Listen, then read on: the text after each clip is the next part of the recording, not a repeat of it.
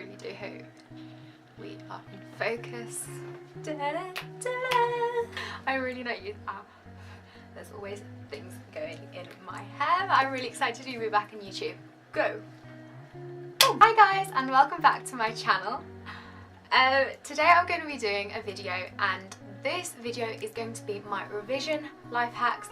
So in this video I'm going to be showing you how I revise, basically how I achieve good grades and how you can boost your productivity during the exam season. I know that A-levels are starting really soon because we're in March at the moment, and GCSEs start soon, and if you're in America you've got your finals, which I think start in April, and it's just building up, and I just thought, why not make a video about revision life hacks and make everyone's time easier and a lot more stress-free.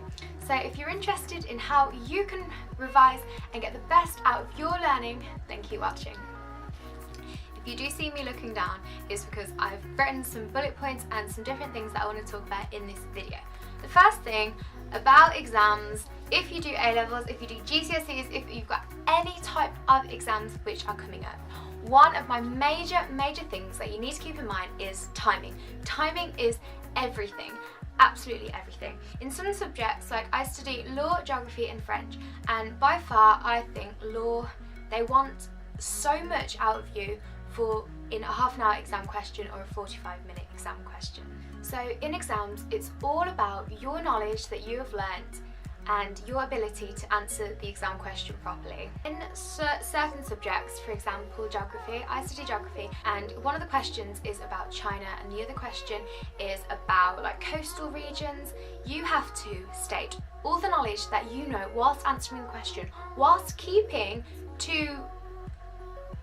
on time. So timing is everything. What I suggest is always trying to wear a watch when you go into an exam. That always tries to help me. Overall, timing is so important, so make sure that you've got your timing on point. Also, with exam questions, don't forget to sparkle. That's what my teachers always tell me to do, and if you have further knowledge, so for example, if you read the paper on a day-to-day basis, or you've watched the news, or something relates to your question, so if they're asking about a recent natural hazard, well, if you want to go the extra mile and show your flair and sparkle, just add in that you heard on the news that there was an eruption last week in Japan. Just add little things like that, and the examiners will choose you because they receive like a massive job lot of papers that they need to mark, and if they see that a student has got some particularly detailed knowledge, then they're going to think, oh, that's different and that's unusual, and it strikes off the page. That's what I'm trying to tell you. So the next revision hack that I'm going to give to you is the best one, which I only started doing last year: exam papers.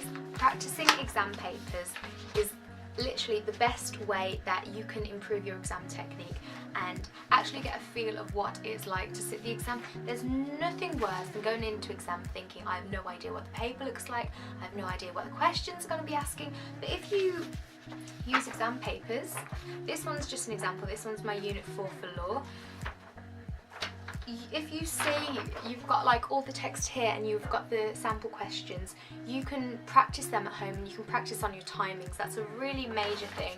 If you have exam questions, these really do help. And I know when you see an exam paper, you're just like, oh, I don't even want to look at that, I'll see that in June, thank you very much, not again. Trust me, it really helps, and if you can do, even if it's once a week, just filling in one exam paper, that is going to boost your grades tremendously, trust me.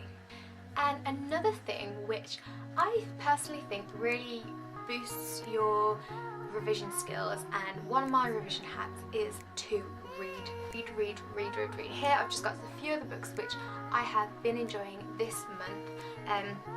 Definitely one of my favourite books, which is Pride and Prejudice. I also really recommend this, 1,000 Splendid Suns. Sometimes you can pick up a book and you'll just read it for pleasure and enjoyment, but sometimes you will pick up a book and it will link to your subject. So for example, if you're studying history and you might be doing this, which is the suffragette, that might actually help you, and that might influence some of your critical thinking and your analysis skills when you're talking about that. So definitely read. If you're doing English, then definitely pick up some poetry because that will also help. Someone's just started drying their hair, which is awesome for a video.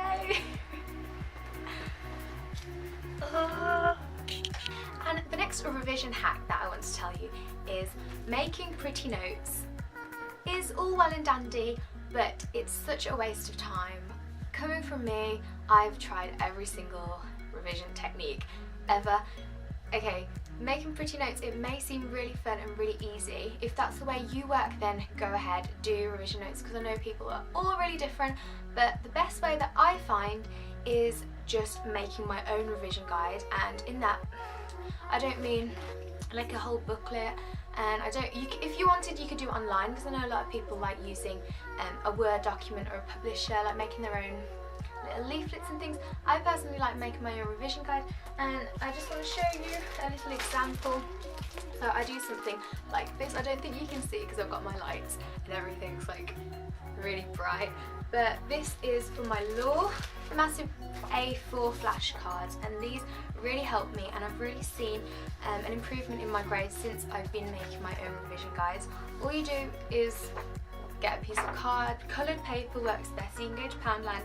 They do, I think it's 100 sheets of brightly coloured card for £1, obviously.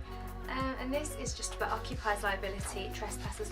All I have on here, I don't have everything. You may think, oh, they're pretty coloured notes, but I just use some basic colours. State a case and state the rules and how to apply it. With law especially, if you know the template and you know the outline, like the skeleton, all you have to do is remember all the cases and all the facts and things, and then you're good to go. Help out. These really do help. They're big, like flashcards, which my teacher does for us. But with law, if we go detail, so this is the Occupiers Liability Act.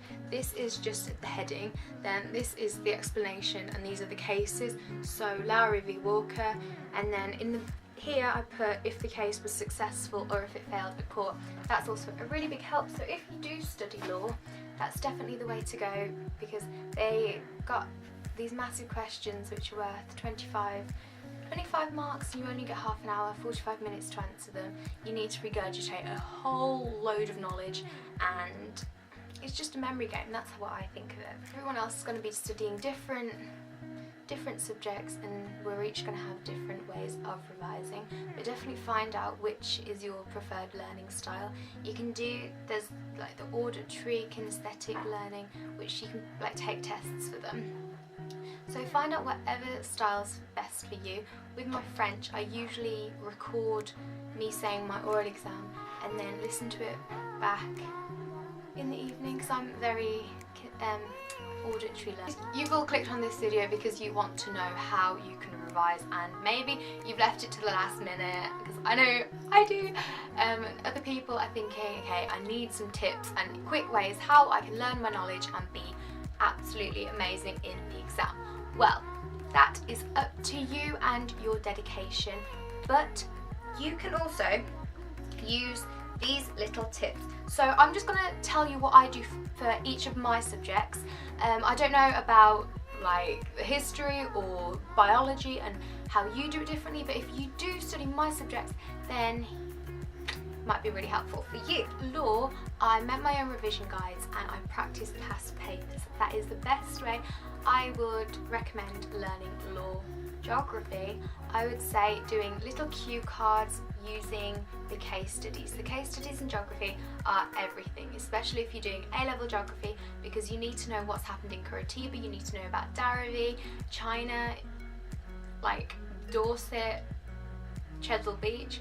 So the main thing that I do, I just get an A4 piece of paper, I cut it in half, so I make revision guides, and then on each little cue card I'll write the area, so it might be Niger, it might be Nairobi, and then I'll write all the facts and statistics on bullet points.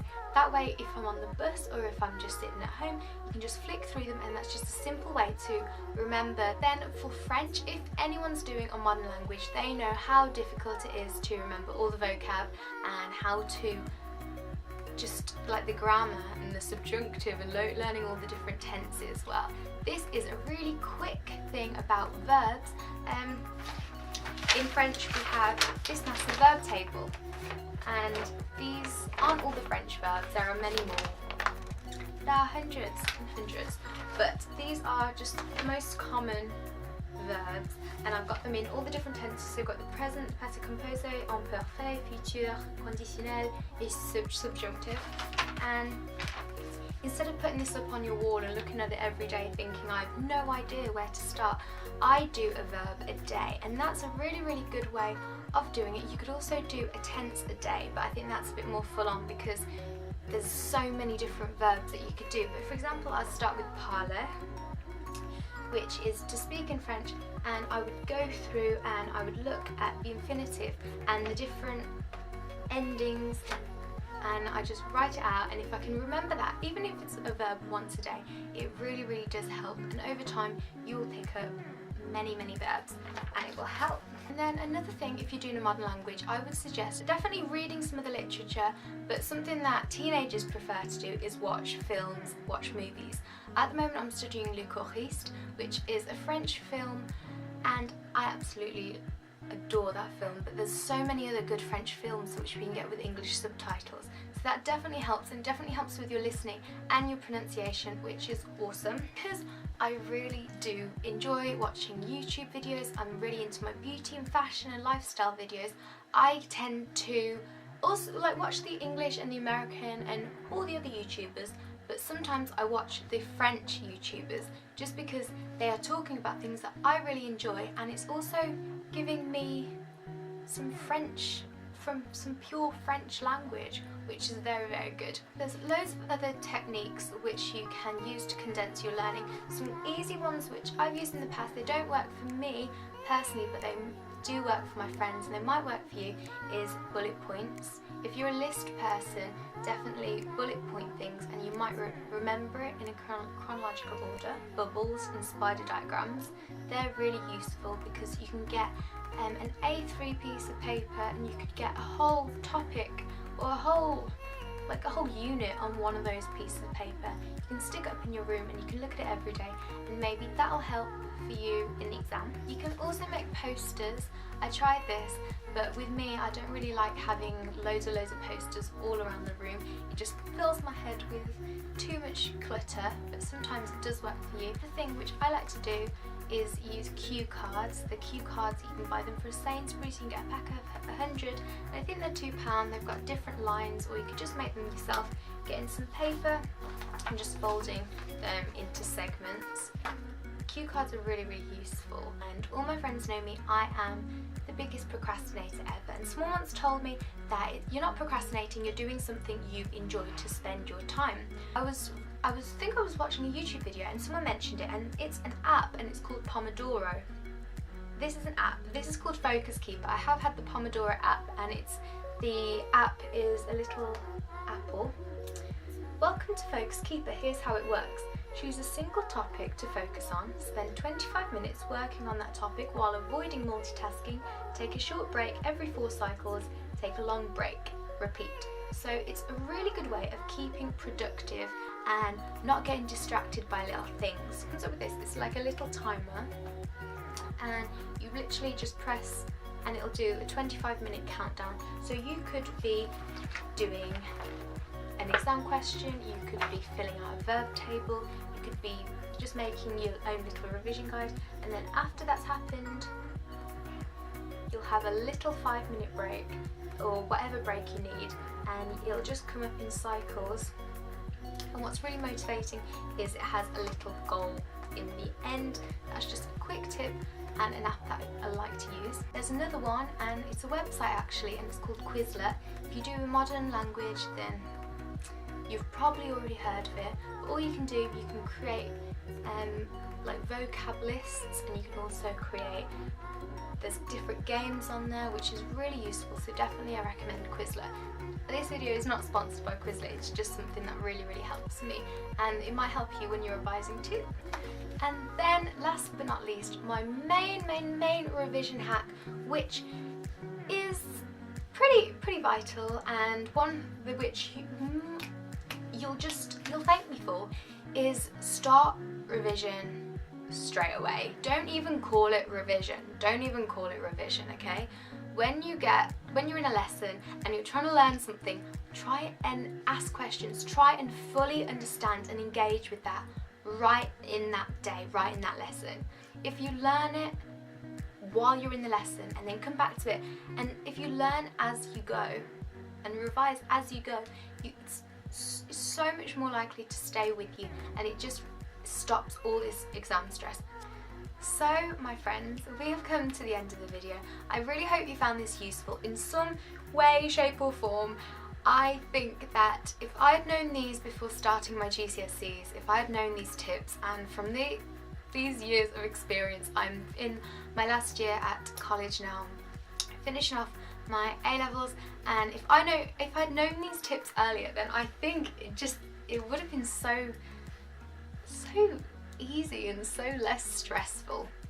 But definitely be sure to check out my other videos, and if you'd like to become part of the family, definitely go down there and click subscribe, because it makes me really happy that we have new people joining the family, which is always really nice to have. I'm going to be making another video, and it's going to be all about exam stress and how to deal with it.